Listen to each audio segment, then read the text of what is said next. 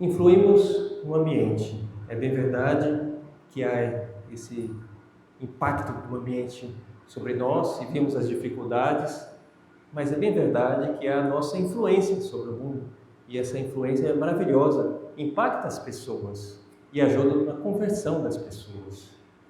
Um relato que me chegou de um jovem sacerdote que está nos Estados Unidos e foi pegar o ônibus e lhe deram lá na hora de comprar a passagem o troco errado. Um pouco mais, algumas moedas a mais lá, de dólar a mais no troco. Fui correndo lá para pegar o ônibus, contou lá e viu que estava errado, mas cidadezinha pequena lá do Texas. Mas aí olhou e falou, não, está errado aqui, será que eu faço, eu volto para lá para devolver, explicar que deu, é tão pouco esse negócio, ficou com aquilo na cabeça. Mas aí viu que o ônibus estava demorando um pouquinho, aí confirmou lá, vai atrasar um pouquinho. Ele voltou lá no guichê. E olha, o senhor, não sei se você reparou, deu aqui a mais um troco, toma aí, centavos de dólar. E aquele senhor falou, eu sei, eu deixei um pouquinho a mais para ver se o senhor é padre mesmo, honesto ou não. Né? Que eu moro do lado da paróquia e ele estava um pouco desconfiado, né, dos padres que iam sempre naquela paróquia, né? Então, já que o senhor é padre novo, já queria ver, então. Interessante, né? Ele pensou, nossa, se eu já ficasse, já ia olhar mal para mim, já no começo. Né? E aqueles centavos já ajudou, pelo menos aquele senhor, já olhar com outros olhos. São coisas pequenas, né? Honestidade num troco, a sinceridade que nós contamos com caridade as coisas que nos acontecem, a convivência com a família. Isso é uma escola para as crianças que depois ajudam para que possam, bem educadas, replicar esse modelo. Maravilhoso o exemplo que nós damos, que às vezes nem sequer nós percebemos esse exemplo. E na eternidade vamos descobrir que demos um exemplo que ajudou na conversão de uma pessoa. Às vezes até com as nossas faltas, mas o desejo de melhorar ajuda a conversão das pessoas.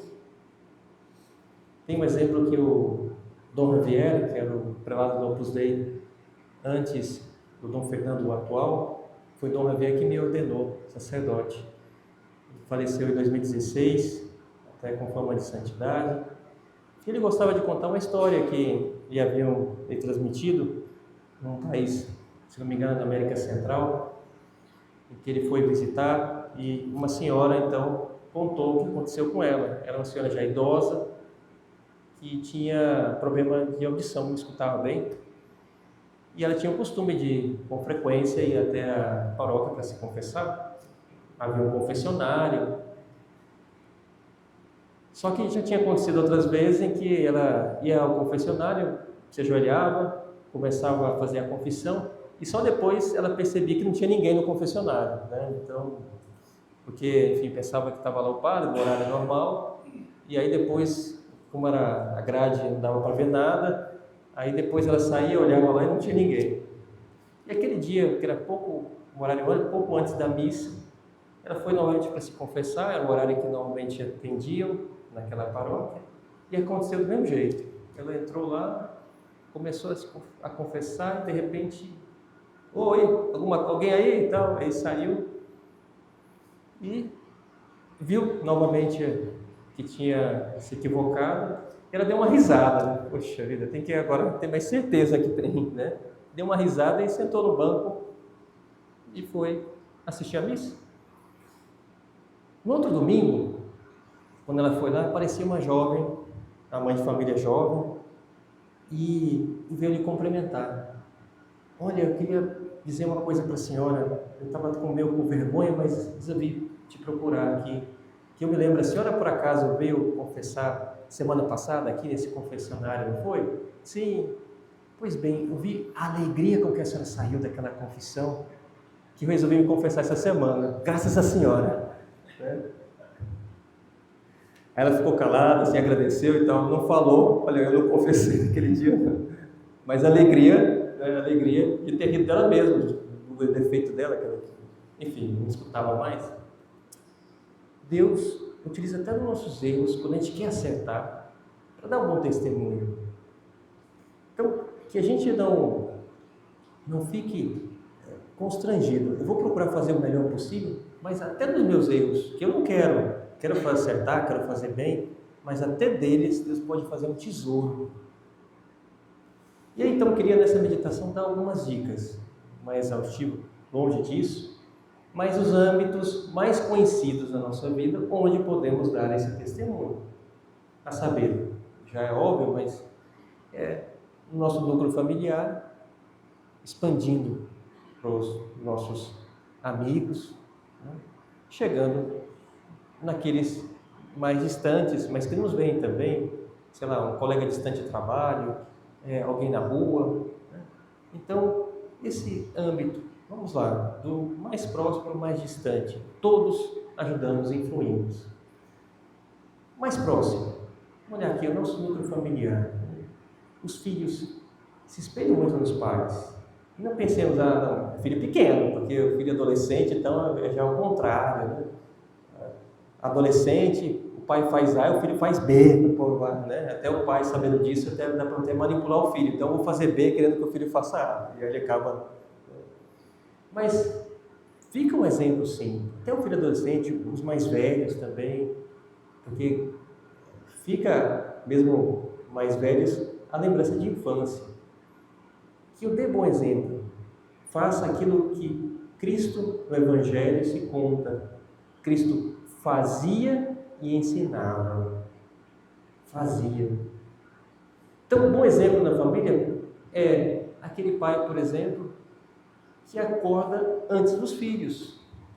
Claro, a rotina familiar, às vezes há desafios, uma noite mal dormida, problema de saúde, o que for. Mas como é bom o sentido de prontidão. Quem tem filhos pequenos, que muitas vezes os filhos têm a rotina e acordam muito cedo. Mas, como eu dou um bom exemplo, se eu acordo um pouquinho antes deles, porque eles acordaram, querem brincar, sei lá, mas o pai já está acordado. Eles vão ter sempre na memória deles, não, meu pai sempre ganha de mim, né? Está disponível. Claro, guardando as devidas proporções, a situação familiar de cada um, mas pense nesse bom exemplo que eu posso dar. E o extremo contrário, daquele pai que sempre está preguiçoso na cama. Os filhos acordam, fazem um monte de coisa, o pai está dormindo ainda. Já tomaram café, já fizeram um monte de coisa, o pai deitado. Aquele exemplo, passados os anos, fica como um bom exemplo para aquelas crianças pequenas que agora crescidas replicam aquele modelo. Então, um exemplo tão simples, mas que arrasta depois com o tempo. Então, tenho esse sentido de prontidão diante dos filhos, tentar então dar esse bom exemplo de fortaleza para eles, um exemplo de verdade que eu conto nas coisas, até uma coisa pequena, uma ligação telefônica que os filhos escutam. Olha, eu infelizmente não vou poder ir na reunião, eu estou aqui, está em casa, mas falou uma mentira, né? Eu estou lá em tal lugar, e o filho pequeno escutou aquilo.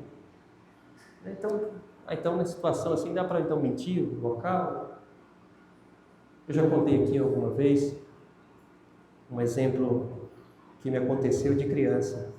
Eu, quando era criança, uma dessas primeiras vezes que a criança vai passar a noite na casa de outra família. Então eu fui na casa de um amiguinho, fui lá, então, passar a noite, no final de semana e tal. E aí no domingo, era perto da hora do almoço, o pai desse meu amigo, eu estava no banco de trás, foram me levar para a casa dos pais de volta.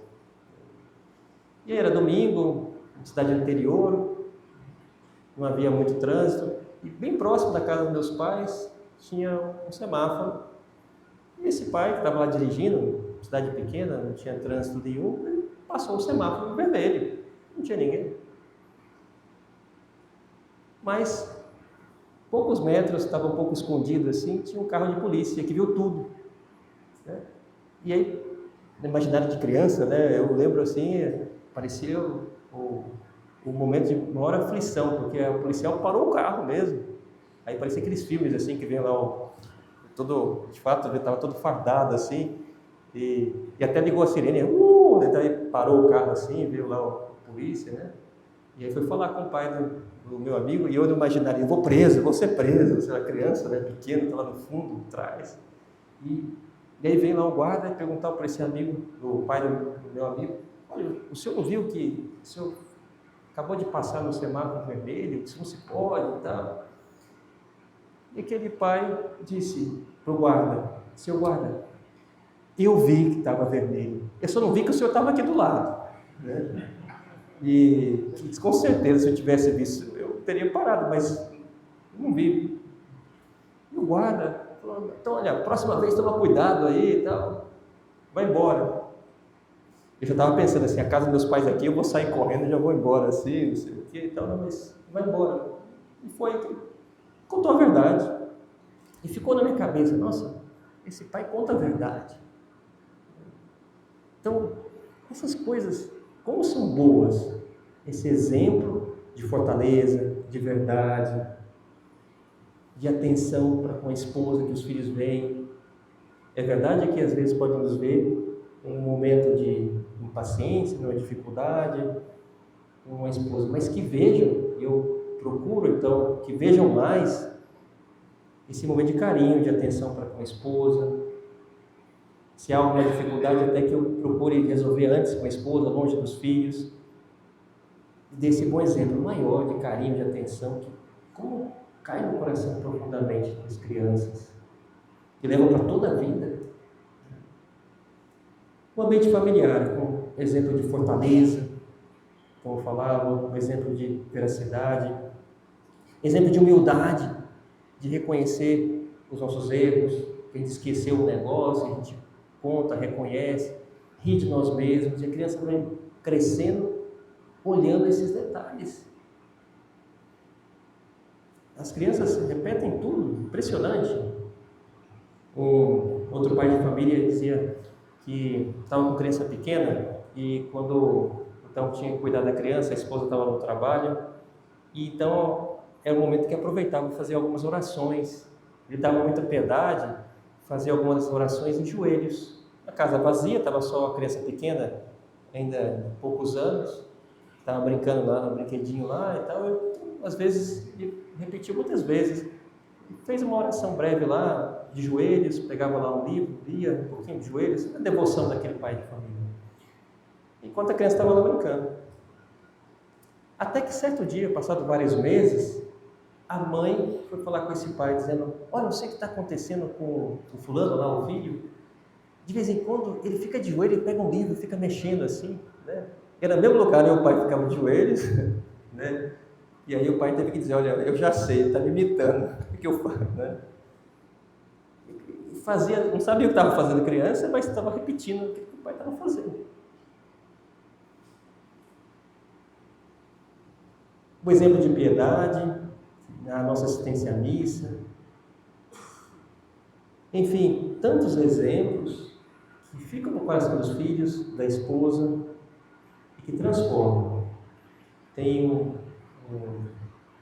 uma escritora de livros, a famosa americana, que ela conta um episódio da vida dela, desse exemplo, com o marido dela, porque ela dizia que uma vez fez uma encomenda no iFood e não entregaram, estava atrasando demais a entrega e tal, e aí veio com o marido e mandaram no iFood que eles mesmo iam pegar no restaurante.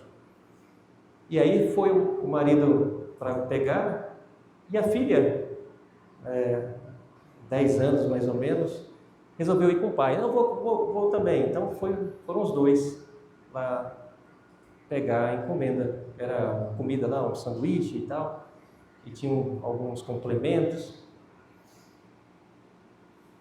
Então fizeram isso. E aí, quando regressaram, né, trazendo já a comida, A mãe foi afoita lá pegar um molho e um daqueles sanduíches que ela tinha encomendado, que era o que ela mais gostava. Tinha uma encomenda com várias coisas e tal. E ela procurou lá e não tinha. Aí foi direto para o marido, falando: olha, você é distraído mesmo, olha só, a gente fez o pedido, tinha esse sanduíche aqui, você sabe que é o sanduíche que eu gosto, e não, você não trouxe esse sanduíche, você não olhou lá na entrega para confirmar, olha que a nota fiscal está dizendo que tem. Aí começou a repetir várias vezes, né, e falar e tal, e o pai calado, né?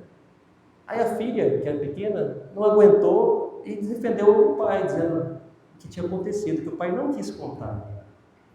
E no meio do caminho tinha um mendigo pedindo esmola, ele também que estava muito necessitado.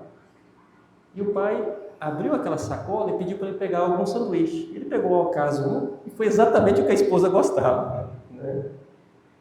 Mas foi assim, espontâneo. O mendigo pegou lá, pegou um, pegou aquele, levou.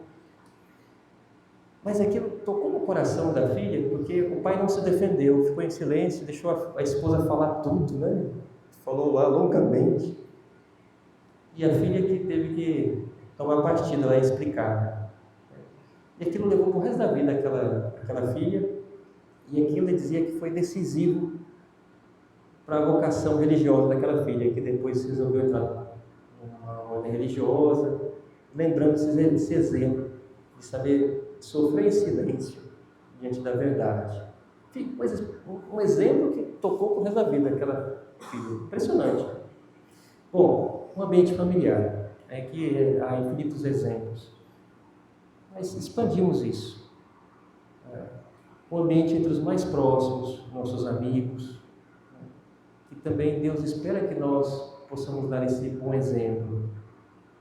O exemplo que assistimos à missa, às vezes é um testemunho maravilhoso que podemos dar. Às vezes podemos ficar um pouco constrangidos se recebemos uma visita no domingo.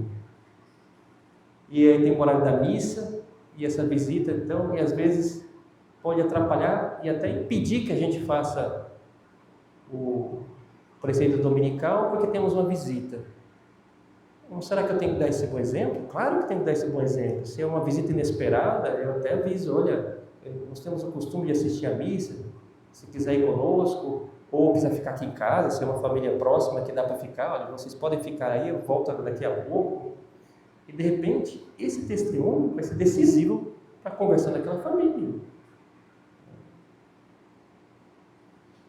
Como é maravilhoso, né, que a gente saiba dar esse testemunho para os mais próximos, ao marcar compromissos profissionais, e a gente então, uma viagem, sei lá, eu marco esse compromisso, mas sabendo viajar, assistindo a missa de domingo nesse país distante. Tem um médico lá de São Paulo, que ele contava o que tinha acontecido num congresso de medicina que ele foi para o exterior. Foi esse congresso e, junto com alguns outros médicos, compraram a passagem juntos, porque aí podiam se alojar no mesmo hotel. E aí ele mesmo ficou de organizar, então, a compra das passagens e tal, e aí fez de propósito para ajudar todos os amigos, muitos eram católicos, médicos, de comprar passagem que eles chegavam naquele país logo cedo no domingo, de maneira que ele já tinha visto, perto do hotel, tinha uma missa para eles assistirem. Foi assim, avisou os amigos antes, e eles quiseram, então chegaram de manhã, e porque ele teve essa iniciativa, esse bom exemplo, os amigos assistiram a missa, senão eles não iriam assistir. E ele tinha costume de assistir missa diária, então ele olhou lá e até avisou os amigos na saída da missa do domingo: olha, vocês assistiram, olha, ótimo, que bom, amanhã eu venho aqui de novo, porque eu estou com o costume de assistir a missa diária, e então eu virei aqui amanhã de novo. Já olhei, tem missa logo cedo, a missa é 7, o congresso começa às 9, dá tranquilo e tal, se vocês quiserem. Aí o pessoal começou já a dizer: não, pô, eu vou no domingo só, pô, seja tão radical, assistir todo dia e tal. Então, aí ninguém quis ir. Mas ele cumpriu o propósito. No outro dia, cedo, foi aquela missa. Quando ele estava no meio da missa, ele viu que na frente dele tinha alguma pessoa que parecia que ele conhecia. Nossa, essa pessoa, quem que será? Mas continuou assistindo a missa sem se distrair. Quando terminou a missa, na saída, aquela pessoa se virou e aí ele conseguiu ver quem era. Era o Prêmio Nobel, o principal conferencista daquele congresso que ele ia participar. Era um Prêmio Nobel de Medicina. Tá?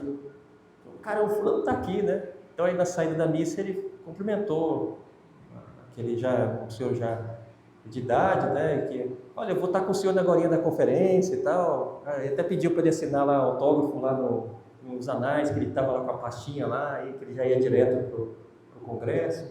Conversou um pouquinho com ele e tal. E foram embora.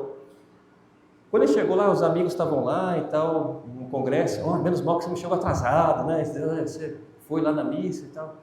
E aí, quase ia perder a conferência. A primeira é com esse prêmio Nobel e tal. Não, eu tive com ele.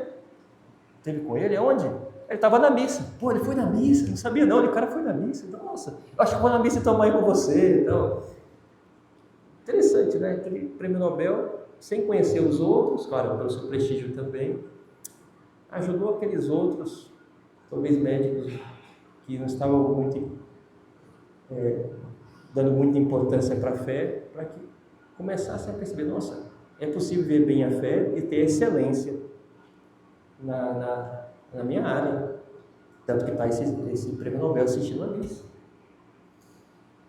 Um exemplo entre nossos amigos. Como bom que a gente dá esse bom exemplo, que não impõe, muitas vezes, essa confusão que as pessoas fazem, que viver a fé plenamente parece que é uma ofensa a outra pessoa que não vive a fé. Parece que ser coerente com a fé é ser fundamentalista. É quase que um tapa na cara do outro que parece que se sente constrangido porque não está vivendo a fé. Então, como é importante que a gente dê a liberdade para o outro, olha, eu vivo assim, mas você tem o seu caminho, eu me sinto obrigado, mas que eu viva. Influir no ambiente supõe ter essas convicções e continuar dando essas convicções, esse exemplo. Porque aí no momento de conversão, essa pessoa pode olhar-nos como exemplo. Olha uma questão que eu gosto de usar. Façamos juntos, eu também. Claro que o padre já dá o seu testemunho, às vezes até com o seu próprio uniforme, né? Mas façamos nossa reflexão aqui. Essa pergunta é muito boa. Se algum amigo próximo, colega, melhor dito, um colega de profissão, um vizinho, se ele pensa numa conversão, ele não era praticante, não tinha fé nenhuma às vezes, se ele pensa em se converter, se sente tocado por alguma coisa da graça divina, ele me vê como uma referência? Nossa, percebi, parece que tem alguma verdade na Igreja Católica, eu sempre ofendia as pessoas que eram da Igreja Católica e tal. Vou procurar fulano porque eu sei que ele é católico. Eu sou uma das pessoas que talvez me procurariam? Ou eu sou tão camaleão no meu ambiente, talvez tão escondido eu vivo a minha fé, que parece que as pessoas talvez até me pensam ao contrário, que eu não vivo a fé. E talvez numa conversão não vão me pedir dúvidas, perguntar como fazer. Isso é uma boa questão. Influir no ambiente supõe que eu dê a conhecer as pessoas, sem impor, sem fazer um espetáculo que tira a liberdade dos outros, mas que saibam que eu vivo a minha fé. E se tiver alguma inquietação, a pessoa talvez vai me ver como uma referência. O plano vai me perguntar, vai saber que eu vivo e dou esse testemunho. Essa é uma questão. A outra, não será também que o meu exemplo, esse primeiro é o exemplo da pessoa que não aparece da fé, então é bom que nós saibamos aparecer de maneira com uma caridade e tal. Mas não será que talvez eu estou aparecendo demais? Já o extremo oposto. Às vezes, qualquer coisinha eu já pontifico, já nas redes sociais faço a campanha lá, não sei o quê, e falo demais, eu sou chato. existe o ecologista, existe o ecochato, né? Que qualquer coisinha, né? Já fala, não sei o quê, e aí leva até a afastar as pessoas a cuidar bem do meio ambiente. Pois bem, diante do ambiente da fé, pode acontecer também que há o extremo da pessoa que está, talvez, tão distante de ajudar com um bom exemplo, não aparece. O outro que aparece demais, ou talvez até tire a liberdade dos outros, ou insistir demais sobre a verdade de fé. Que eu faça um bom exemplo.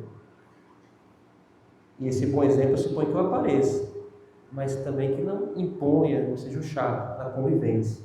Ah, já foi na missa? Você está fazendo tal coisa? Como que obrigando a pessoa que faça daquele comportamento. É uma boa questão para que nós possamos dar esse testemunho. Cristo muitas vezes falava de ser sal da terra, luz do mundo. O sal não aparece. Exteriormente quase não se vê, mas quando se prova, o sabor aparece. O sal, que seja esse sal, o sal que preserva da corrupção, não é verdade? Então, aqueles amigos que estão próximos de mim, eu tento salvá-los, ajudá-los, preservá-los da corrupção, porque eu faço uma viagem e ajudo que todo mundo assista a missa, fica um jeito legal, ajudo no plano familiar, ajudo que a família também viva bem a fé, mas de modo que quase que não aparece. Se sal na terra. E luz do mundo, que aparece, é verdade, a luz aparece, mas não é aquela luz que ofusca, uma lanterna que você aponta nos olhos das pessoas. Vamos dizer que o cristão é a luz do mundo, semelhante a uma luz de poste de rua, que está lá iluminando, à noite acende. Amanhece, apaga. E a gente percebe que falta só quando acaba a energia, ou quando queima. E a gente sente falta, nossa, está inseguro aqui, puxa, tá bravo passar aqui, porque está tudo escuro. Né? Mas quando está aceso, a gente pensa assim, tem que estar sempre aceso mesmo, e a gente nem repara. Mas eu vou preferir passar naquela via só porque está iluminado. Então é aconchegante, dá mais segurança passar lá. É a fé das pessoas que não impõe, mas que está sempre iluminando. Um ambiente, então, familiar, um ambiente profissional, aqueles mais próximos. Agora o último, para terminarmos. Um ambiente mais macro, podemos dizer assim, entre as pessoas desconhecidas. Como influi no ambiente? Aí depende muitas vezes da vocação de cada um, profissional, às vezes que nos dá a chance de chegar a essas pessoas com o nosso bom exemplo, uma rede social, ajudar que campanhas que sejam bem realizadas na empresa que eu trabalho, orientando. Estamos, às vezes, num mundo em que parece que triunfa sempre projetos que são anticristãos, ter um projeto que seja muito cristão e que eu, junto com outros amigos, e ajude para que esse projeto floresça. Mais do que esperar que as pessoas façam algo, deixa eu fazer algo junto com os outros, e esse projeto às vezes se multiplica e ajuda a conversão de tantas pessoas, projetos sociais de ajudar então uma família carente, um projeto no meio artístico, no meio cultural.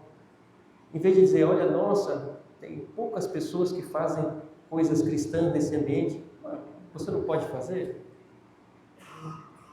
Quem tem uma habilidade de escrever um bom livro, escrever um bom livro, um bom poeta, um bom professor, em todos os ambientes que eu puder, quem tem a vocação, esse ano de eleições, de se lançar no meio público e ajudar para que tenha, ou apoiar o bom candidato, e assim ajudar naquilo que é possível. Façamos aquilo que está nas nossas mãos, essa gotinha no oceano que faz a diferença. Pensar, na época do Império Romano era muito pior e conseguiram. Nós podemos, com a graça de Deus, que temos muito mais meios, como eu dizia na primeira meditação. Esse meio macro parece que não nos dá nada concreto, mas levemos para a oração. Às vezes, o grande ponto vai ser aquilo que mais me incomoda na sociedade. Isso, deixa eu pensar, o que eu posso fazer para mudar? Mais me incomoda é que tem um site que só diz mentira. Poxa, eu vou fazer um site que diz verdade. Mais me incomoda é que tenha a transmissão do carnaval que seja tão ruim. Deixa eu fazer algo que seja bom, uma boa transmissão de alguma coisa do lugar, sei lá. Fazer algo que possa ser essa gotinha no oceano daquilo que mais me incomoda que eu vejo que seja anticristão. E de repente essa coisa se multiplica, junta com outros, e aqui sai uma maravilha. Maria Santíssima, terminamos a nossa meditação pedindo ajuda da Senhora, a Mãe de Jesus. Há uma frase de São José Maria, aplicada a Maria, que nos ajuda muito agora. Podemos pensar, sobretudo nesse último aspecto, influir num ambiente que parece tão contrário à fé. Podemos lembrar dessa frase de São José Maria: antes, sozinho, não podias, parecia difícil, não dava conta. Agora, com ela, com Maria, que fácil. E de fato, que fácil vai ser dar esse bom exemplo no ambiente com a ajuda de Maria. E chegaremos muito longe, ajudando tantas almas que esperam o nosso bom exemplo.